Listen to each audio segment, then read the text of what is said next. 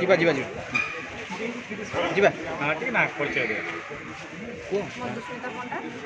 कौन घटना है कौन पे आसथिल कौन रही ଓଟିଟି ଏକ୍ଜାମ୍ ଦେଇଥିଲୁ ସକାଳୁ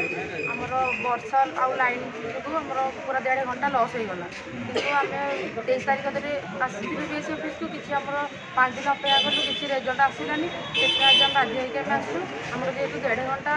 ମାନେ ଘଣ୍ଟେ ପ୍ଲସ୍ 1.5 ଘଣ୍ଟା ମ୍ୟାକ୍ସିମମ୍ ଆମର ଲାଇନ୍ କଟ୍ ହେଇଛି ଆମକୁ ସେଇ 1 ମିନିଟ୍ରେ ଆମର ହେଉଛି 1 ମାର୍କର କ୍ୱେଶ୍ଚିନ୍ ଆନ୍ସର୍ ଆମେ କରିପାରିବୁ ତ ଆମକୁ 1 ଘଣ୍ଟାରେ 60 ମାର୍କରୁ ଆମକୁ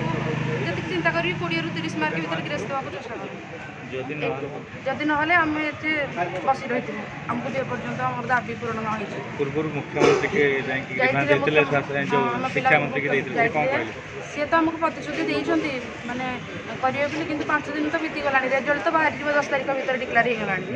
कि आमको किसी भी न्यूज मिलूनी से बाध्य आसचु डीसी ऑफिसर आम दाबी पूरण करने पुओ भाई जन कड़े गल